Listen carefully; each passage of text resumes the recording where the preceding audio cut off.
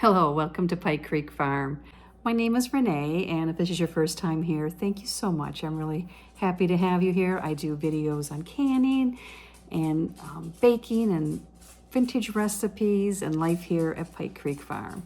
And right now, for January, I've been doing the Pantry Challenge and not going shopping. I did go shopping this week for just a few things. I did go shopping for dog food. My husband needed Gatorade. He likes his Gatorade. And there was a couple of other basic things, more for him that he had requested. And it came to like $80.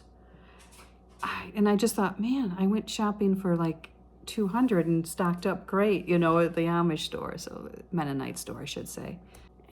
This week was a little different because my grandson was born and labor took a few days and our schedules were all a little different. We were all excited and anxious, but he arrived on Sunday and he's beautiful and everyone is settling at home, so it's been a really good thing. So I do have video, but the end of the week went a little wacky. So here's what I did this week. So it wasn't my usual, but we still ate, and we ate from our pantry, which I'm very thankful for. Started off by using some leftover green pepper that we had. I'm out of onion, so I used some dehydrated onion that I rehydrated, and some ham that was in the freezer, and some bread that I toasted up, and to make an egg bake. So here I am mixing up our eggs from our chickens, which have been producing really well, with a little half and half and some salt and pepper, adding some cheese to it because why not? So I let this set for a few minutes before I put it into the oven for the bread to absorb up some of the egg mixture. A lot of times I'll do it the night ahead, but this was some leftover sub buns that I had made from scratch, and here it was after I took it out of the oven. I didn't mix up all the egg white real well, but it still tasted really good, and that did us for lunch, well, breakfast actually, for several days. And here was my breakfast with some cowboy candy on it and a slice of Amish bread. And then that night we did a meatloaf, which meatloaf will last us for a few nights. And this was a combination of venison and ground beef with the seasonings. And then I had some canned carrots and some potatoes that need to be used up. So I put the carrots around the meatloaf at the very end, and then I boiled the potatoes and added butter and salt and pepper and garlic and parsley, and it was really a nice meal. And I served it with some pickled beets too that I canned, which are my very favorite. So it was a nice dinner, and we repeated it the next day, and then we had meatloaf sandwiches too. So I was really happy with it. So then I took some of my hummus-ready garbanzo beans, and I needed to use up these grape tomatoes. So I sliced them in half, added the seasoned garbanzo beans, and then I added some olive oil and a fresh lemon that was in the crisper that needed to be used up, some celery that needed to be used up, and it was a great salad for several days. And then I'm going to make spaghetti, which is another meal that will last us for a few days. I used my canned ground beef. Actually, it was canned venison.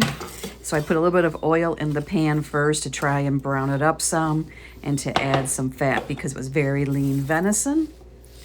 Then I used some of my home canned mushrooms, and I can eat the whole jar actually just by opening it, but I didn't. I just stole one.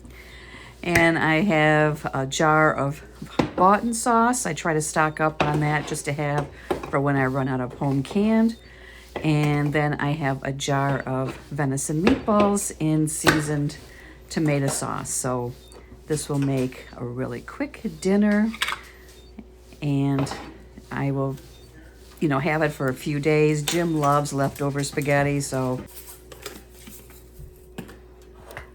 I like to make spaghetti when I know it's going to be kind of a crazy few days. So I don't season my venison when I can it. So here I added some garlic and Italian seasoning. Now I'm putting in the meatballs and sauce, but I need to have more sauce to have it be enough. to go with spaghetti.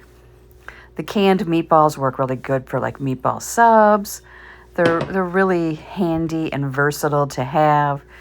And if you don't have quite enough meat, you know, it umps up that factor. So here I'm mixing everything and I will let it cook down and everything blend together because you want those flavors to meld. And then I added some Parmesan cheese to give it some flavor and help thicken it up. So here it's starting to take shape now, and I'm just going to let it simmer for a while. Here it is simmering, bubbling away, and it's starting to get that nice rich color that works so well for spaghetti. Here's what I had. I found some Texas toast in the freezer when I was cleaning it, so we had that with the spaghetti sauce on top of spaghetti noodles, and it was a nice dinner. And then I mixed the leftovers together so it warms up really easy. And the next night, I took out more of those sub buns I had made and made garlic bread on those. So that used those up from the freezer too. For lunch, it was very cold and blustery here, so I took a jar of my ham and bean soup and heated that up. And it tastes just like if I made it from scratch. So it's so convenient. And then I had a half a meatloaf sandwich on homemade bread, and Jim just had a big bowl of the soup. He really enjoyed that.